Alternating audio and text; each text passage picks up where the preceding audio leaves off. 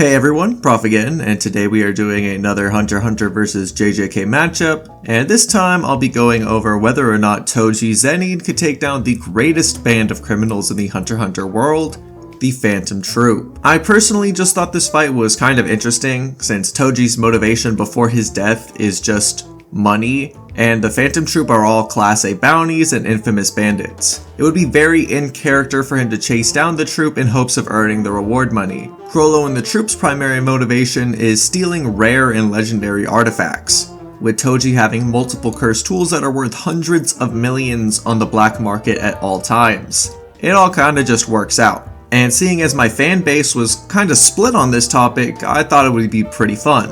That said, if you guys enjoy JJK or Hunter x Hunter content, then please subscribe. I'm working on a lot of videos related to both of these series, so make sure you hit the bell icon so you are notified when those come out. It does mean a lot, and it really does help with the channel, so thank you guys. To set up some battle conditions, neither side will have prep or information on the other. Each side might have some vague awareness of each other's reputation, but other than that, each side just runs into each other in the middle of the city and attacks or something. Toji is in his prime and equipped with his full arsenal of cursed tools, and each troupe member is at their strongest, with every member past and present. Except this guy. That means Chrollo, Nobunaga, Feitan, Machi, Kalluto, Phinks, Franklin, Shizuku, Bonolenov, Illumi, Hisoka, Shalnark, Pakunoda, Uvogin, and Cortopi. Just like my other JJK videos, there will be some manga spoilers, but I'll shy away from the more major aspects like usual. Toji Zenin, also known as the Sorcerer Killer, was the only man to have absolutely zero cursed energy, but it blessed him with a godly level of physical strength and awareness. In the past, Toji was capable of taking down Gojo and Geto in their youth. Gojo is heavily fatigued, however the volume summary still suggests they are around the same level. Even when Gojo awakens new powers, Toji can still block a point-blank red and only take a minor damage. He also bodies Geto and annihilates all of his strongest spirits. Gojo and Geto, even as high schoolers, were considered the strongest in their era, including Yaga, Gakuganji, Meimei, a much younger Ogi, a much younger Naobito, and possibly even special grade sorcerer Yuki Tsukumo. Later, Toji is revived as an undead zombie man where he bodies the special grade cursed Dagon inside his own domain. Prior to this, Dagon was trashing Maki, Nanami, and Naobito at the same time, and even with Megabee's help it's debatable if they'd even win. Yet Toji annihilates him no difficulty. This makes it pretty clear that Toji scales above top tier grade 1 characters, like Yuji, Todo, and so on. Many of these characters are able to fight Mahito and Hanami, who are able to create wide range attacks with their jujutsu, which have been calculated around 100 to 200 tons of TNT, which is multi-city block level. Even random semi-grade 1 sorcerers like Chojuro have feats putting him in the multi-city block range as well, so this is pretty consistent. Dagon also has insane feats with his domain expansion, creating an island which has been calculated up to 100 million tons of TNT, or twice as strong as any nuke on the planet. Domain expansions are essentially the expressions and creations of one's cursed energy, making Dagon stronger and making all his attacks hit 100% of the time. Considering this, I think it makes the most sense that Dagon would scale to his domain, at least when he's inside of it. A good way to imagine it is, why would Dagon spend so much energy making a nuke level domain expansion just for his attacks to be literally millions of times weaker? I'm not saying he'd be exactly equal to it, but he should be close enough. Domains also usually can only be used once a day, meaning they should exhaust over half of Dagon's cursed energy, so this makes even more sense. Now, I'm not saying every single one of Toji's punches are stronger than nuclear bombs, but when he wields a powerful cursed tool like Playful Cloud, he should have comparable energy. If you're not a fan of the domain feat scaling, that's perfectly fine. Toji would still scale far above multi-city block tier characters. The speed of JJK is an ever controversial topic. Mach 3 Naoya is often quoted as the speed peak of the verse, as he humiliates a character who is getting close to Toji's power. However, recently even Gege Akutami, the author, has treated the Mach 3 statement as kinda silly, acknowledging it might have been too low compared to the feats in the series so far. This makes sense, seeing as even Maki, who's not even a grade 1 sorcerer, could catch a bullet from a few inches in front of her face. This feat is massively more impressive than Cursed Naoya moving at Mach 3, and there's many more examples such as Geto blocking bullets, or Yuji dodging a speed of sound attack. The most consistent argument for Toji's combat speed is actually near the speed of lightning. Later in the manga, the mysterious third year Hikari Kinji is revealed and fights another sorcerer named Kashimo. Kashimo shoots a blast of electricity at Hikari, and while he can't completely dodge it, does turn his body to avoid getting his head blown off. This specific feat has been calculated between 500 to 900 times the speed of sound. More recently in the manga, a certain unnamed character who is confirmed to be on par with Toji is heavily implied to be on the same level as Hikari and Yuta and can fight alongside them. If Hikari is upwards of Mach 500, it wouldn't really make sense if Toji was only Mach 3. He needs to be at a relative speed to Hikari to fight alongside him. This is also supported by the fact that this same character also blocks lightning right above their head, and Toji himself actually reacts to lightning in the anime. Lightning itself is usually around Mach 1200, putting Toji's combat speed between 500 to 1200 times the speed of sound. Toji has a heavenly restriction that strips him of all cursed energy to give him unrivaled physical strength and heightened senses. Basically, for you Hunter x Hunter fans, imagine if someone was born without any nen whatsoever and was physically stronger than Uvogin. This gives Toji a huge advantage since with no nen or cursed energy it will be impossible to read his next move. Hunters and sorcerers both track the flow of energy to read their opponent, meaning the troupe will have a lot of trouble with this whether or not we equalize energy. Among his wide arsenal of cursed tools is Playful Cloud,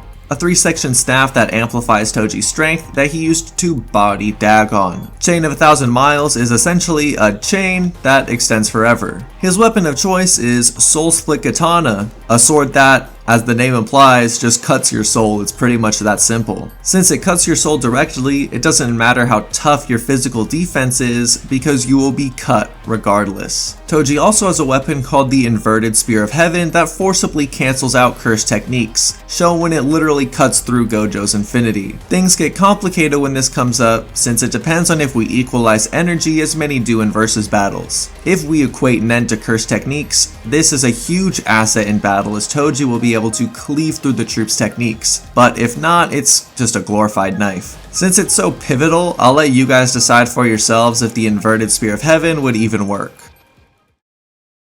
Scaling the Phantom Troupe is actually a lot more simple. As I'm talking about 12 plus characters here, naturally there's a wide range from the weakest to strongest members. You have Uvogin punching harder than missiles and Pakunoda still using guns. For simplicity's sake, I'll provide a general ballpark where most of the troupe members scale. Watch my troupe ranking for a better idea of how they all compare to each other. In terms of raw feats, Bonolenov and Uvogin both create giant craters with their attacks, often calculated to several hundred tons of TNT or multi-city block level. Bonolenov's attack in particular didn't even completely destroy the Chimera ant he fights, just crushes its body. Many other troupe members like Shizuku and Phinks can damage and even blow Chimera ants to bits, meaning they should scale to this level as well. I'm not saying Shizuku is 100% equal to Bonolenov's attack, but she shouldn't be massively below it either. Uvogin, while powerful, is also still considered weaker than Chrollo and not all that interesting by Hisoka, meaning high tier troupe members should scale above that as well, at least with their hacks abilities. One particular Chimera ant has the feat of blowing away a small chunk of forest, which has been calculated around 2 to 20,000 tons of TNT, which Killua also tanks with minor damage. This ant is only an officer ant, meaning it's the same level as the ants that Phinks, Shizuku, and even Kalluto bodied. A lot of people consider this feat an outlier or that this ant is just freakishly powerful. At the very least, he should be weaker than Zazan, a higher ranked ant that most of the troupe's fighters like Phinks or Bonolenov were confident they could defeat,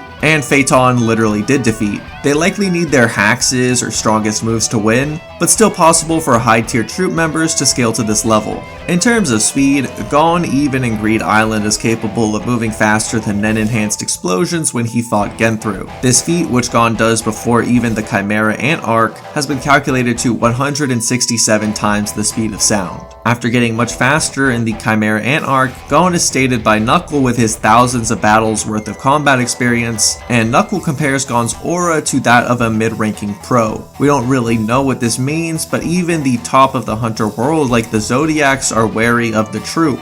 They are generally considered a step above pros in general, let alone a mid-level novice. I'll go over the Troupe's hacks in the following breakdown since there's just too many to cover right here. In terms of power, there seem to be two main interpretations. If you lowball Toji, he and the Troupe seem to be around the same level, both being in that multi-city block range. With the Beetle Chimera Ant, the Troupe would be a bit stronger, but still not in a completely different league of power. However, if you give Toji his scaling to Dagon's domain, I'm gonna be honest, it's not remotely close. Toji would literally be thousands of times stronger than any Troupe member, and none of them would have the slightest hope to hurt him. Like I said earlier, if you don't think Toji scales to Dagon's domain, that's okay, but it is worth consideration. Even downplaying Toji to multi-city block level, he also has his Soul Split Katana, which straight up ignores physical toughness and cuts the soul itself. You could argue that maybe they don't have souls in Hunter x Hunter, however during the Chimera Ant arc several humans and animals retained their memories and personalities after being eaten by the queen. Even Kite, who wasn't eaten, had a special ability which seemed to transfer his soul into a Chimera Ant body. It does seem like the characters do have souls, unless Chimera Ants have the ability to transfer memories, although this seems to be more of a reincarnation thing.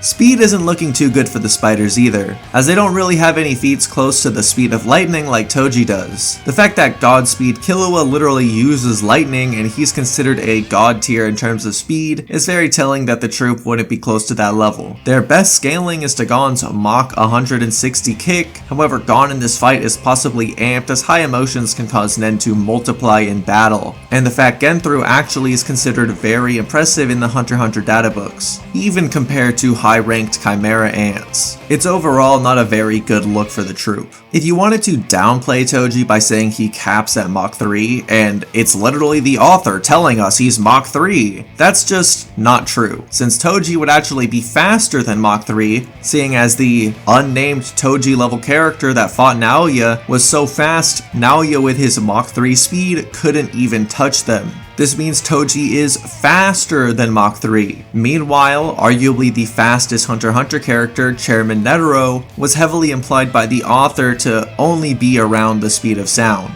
and this is supposed to be a godly top tier feat. He was able to blitz Meruem and Pitou, both having statements putting them above the entire Troupe. Zeno Zoldyck is also able to fight relative to Chrollo, but admits Netero is far superior. So using this logic, Toji would be over 3 times faster than someone who is far faster than the Troupe. I don't agree with this logic. I don't think the Hunter x Hunter verse caps at the speed of sound. I'm just saying if you downplay Toji with this logic, that's what the author wants you to think. The author literally wrote it in the words and wants you to think that. You'd also have to downplay Hunter x Hunter the same way, and Toji would still be faster. The main thing the Troupe has going for them is their teamwork and their hacks. The main abilities that are going to give Toji a hard time are Phaeton's Pain Packer, Shalnark and Illumi's Manipulation Needles, Chrollo's Poison Knife, and Chrollo's Skill Hunter. For the most part, the rest of the Troupe are highly skilled brawlers, usually using their Nen to amplify their own strength. Even Hisoka with his versatile bungee gun mainly uses his razor-sharp cards or hand-to-hand combat to inflict damage. And when it comes to brawling, Toji is simply a much better version of Uvogin. Much faster, but with a blade that cuts you no matter what, and possibly thousands of times stronger, at least if you go with domain scaling. Phaeton's Pain Packer, as the name implies, converts pain into power, as shown when he converted the pain he took into heat and cooked Zazan to a crisp. However, Phaeton likely wouldn't have the chance to use it. Wielding Soul Split Katana, Toji is shown to go for the kill when available, deceiving Gojo and going for a sneak attack and only failing because he's rusty, but that wouldn't apply to Toji in his prime. Phaeton's ability relies on him surviving the attacks that hit him, which probably is not happening here. Manipulation Needles could prove effective since all they have to do is prick Toji's skin and he'd be under their control. However, Toji is actually pretty unique in the sense that mind control might not actually work on him. During the Shibuya Incident, Toji's corpse was summoned with the soul of a sorcerer's grandson. The grandson tried to use Toji's dead body, but Toji's body was simply so powerful he overwrote the dude's soul and basically went on autopilot mode, running around Shibuya fighting the strongest people around. If Illumi or Shalnark did try to control Toji, I actually think it's plausible his body would reject them and go full bloodlust mode like it did in Shibuya. Chrollo's knife certainly could paralyze Toji, but Toji probably would never even get cut. Even Maki is highly skilled in sword combat and hand-to-hand, and the most fodder Zenin trained day and night in martial arts. He's cautious and skilled enough to avoid killing Geto and possibly freeing all his cursed spirits, and would likely be wary of any blade Chrollo uses. Regarding Skill Hunter, most of Chrollo's abilities usually require elaborate plans to use effectively. Even his explosive sun and moon power he used on Hisoka has a pretty long charge up time that wouldn't be super effective here. The only one I can think of would be his teleportation ability, but we don't even know anything about this power as it was used once with no explanation. Does it work like Boogie Woogie? Does the target need an N? I think even being generous, teleporting Toji around a little bit will only delay the inevitable. And if you decide to equalize an end to cursed energy, this is an even bigger stomp than I'm letting on. Toji would be able to cut through and cancel out any Nen ability he doesn't want to deal with. Giant fireball in the sky? Throw inverted spear of heaven. Stuck in some bungee gum? Cut through with inverted spear of heaven. It's basically a cheat code to the point that Gojo was so scared of it being used on him in the future, he destroyed it. The same dude who can teleport, manipulate space, and shoot beams of infinite information into your brain is scared of this thing. Regarding teamwork, the troupe doesn't really work together to begin with, barring a few exceptions like Nobunaga and Uvogin. Phinks and Bonolenov were gonna let Phaeton die before jumping in to help him fight Zazan. It's not that they can't work together, it's just that they probably aren't that good at it. They're used to fighting solo and would probably get in each other's way if anything, especially with attacks like Rising Sun Painpacker or Bonolenov's Jupiter that have extremely wide ranges. Teamwork also doesn't really work in instances like this as Toji is so much stronger and faster. The fact there's multiple people around makes little difference. Do you think you and your 5 best friends could take down a grizzly bear just because you have some teamwork? Even then, it is confirmed that if Toji ever wanted to, he could have easily crushed the entire Zenin clan, defeating all of their unique hacks abilities, skills, and teamwork. He pretty much fights super hacked out sorcerers for a living, and only lost when he had to fight the literal strongest character. Overall, Toji boasts far superior speed, similar strength, a set of godly curse tools, the skills to deal with all the troupe, and has feats of team busting as it is. I think by the end of this, Toji is going to be cashing a check for 15 A-class bounties.